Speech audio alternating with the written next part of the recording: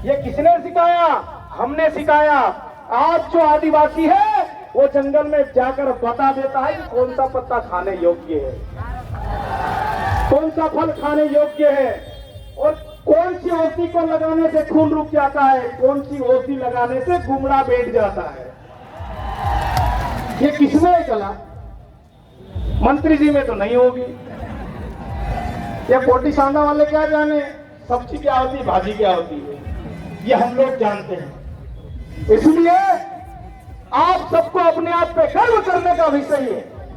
आज गुना में देखा रस्ते भर हमारे युवा साथी गले में पिला गमछा, किसी के गले। मैं अपने आप को बाहुबली नहीं बोलता हूँ, ये समाज का प्यार है, युवाओं का प्यार है, इसलिए मुझे बोलते हैं। और आदिवासी बाहुबली होता है, आदिवासी बब्बर शेर होता है। इसलिए आप में जो जोश है, जुनून है, शायद मंत्री जी ने कहीं नुक्ती पूरी खिला रहे थे, सुना है। और ध्यान रखना, जो लोग आए ना ये चौपरमल भी नहीं है क्या? और हो तो 2-1 मुठ मेरे को भी खिला देना, क्योंकि सुबह से मेरे को भी इन लोगों ने खाना नहीं खिलाया। तो उनके पास पैसा है, उनके पास 35 करोड़ रुपए है, हमारे पास क्या है? 35 रुपए भी नहीं है। जंगल है, नहर, शाम को 2 पैग मार के हम भी हो जाते हैं, अलग बात है।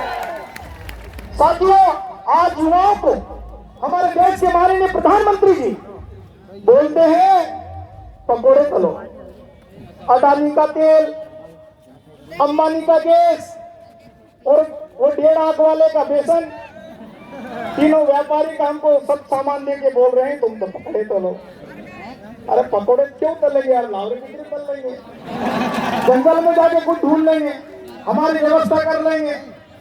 आज हमारे देश में, प्रदेश में, चाहे वो गुना जिले में, कहीं पर भी हमारे लोगों के साथ जिस प्रकार से अन्याय अत्याचार होता है, आज मैं इस मेरे युवा साथियों को मैं गर्व के साथ इनको सल्यूट करना चाहता हूं कि आप लोग, चाहे धार की घटना होती है, चाहे मंदसौर में घटना होती है, चाहे वो नेमावर की घटना होती है, चाहे वो झाबुआ में घटना होती है, लेकिन गुना के भाई को भी दर्द होता है, भिंड मुरैना में जो हमारे लोग हैं उनको भी दर्द होता है। यही तो है हमारा इमोशनल आज की जो क्रांति जिसको हम बोलते हैं, यही तो है क्रांति।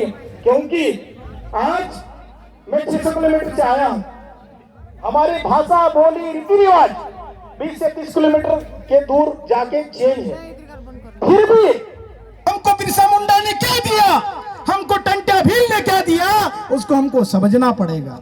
वरना ये लोग आएंगे, हमको बहकाएंगे, फुसलाएंगे, कोई क्वार्टर देगा, कोई साड़ी बांटेगा, कोई दारू बांटेगा, कोई सेवपरमल बांटेगा और तुमको गुमराह करेंगे।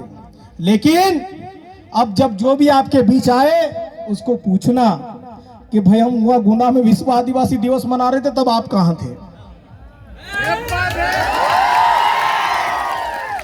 आज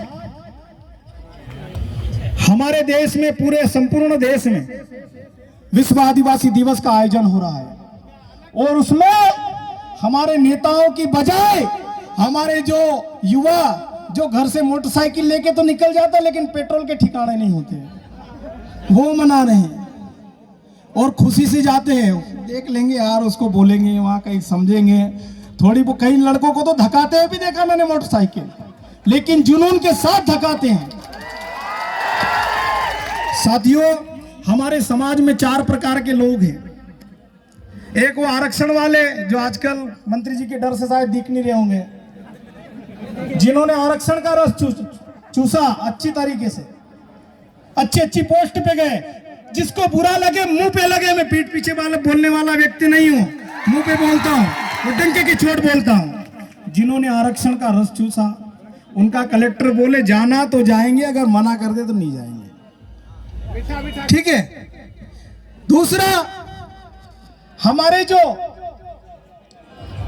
दूसरा वर्ग, हमारा वो जो गांव में काम करता है, दिन भर मेहनत करता है, मजदूरी करता है, शाम को 2 पैक लगाता है, आराम से सो जाता है। क्या चल रहा है उसको नहीं मालूम। क्योंकि उसको खेत से फुर्सत नहीं है, अपने काम में व्यस्त है। तीसरा वर्ग जो हमारा जनप्रतिनिधि, वो भी आरक्षण का रस चूस रहे हैं। जब उनको आरक्षित सीट पे चुनाव लड़ना और उनकी पत्नी निकलेगी गैर आदिवासी, उसकी मम्मी निकलेगी गैर आदिवासी, टिकट के लिए वो लोग आदिवासी बनकर जुझारू नेता बन जाते हैं, ईमानदार नेता बन जाते हैं। सड़क पे कोई नहीं आता है और उधर से निकलते तो एसी चालू करके जाते हैं।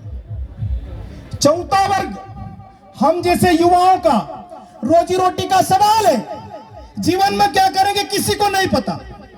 जेब में पेट्रोल के पैसे नहीं है, वो लोग रोड पे लड़ रहे हैं, वो लोग संघर्ष कर रहे हैं समाज के लिए, वो लोग लड़ रहे हैं अपनी माताओं बहनों के लिए। इसलिए अपने लिए जोरदार ताली बजाओ। साथियों, यह परिस्थिति हमको चेंज करना पड़ेगी। आज मणिपुर की जो घटना है, आप ये मत समझना कि मणिपुर यहां से दूर है। मणिपुर यहां भी आ सकता है, हमारे साथ भी कुछ हो सकता है। इसलिए मैंने आपको थोड़ी देर पहले ही बोला है कि आदिवासी रोता है तो सबको समझ में आता है, आदिवासी हंसता है तो सबको समझ में आता है। आज मणिपुर जल रहा है, आज मणिपुर के हमारे आदिवासी लोग परेशान हैं, लेकिन हमारे देश का जो चौकीदार बोलता मैंने चाय बेच के मैं प्रधानमंत्री बना। अरे एक आधी फोटो तो दिखा भाई, कैमरा जीवी व्यक्ति एक भी फोटो नहीं है।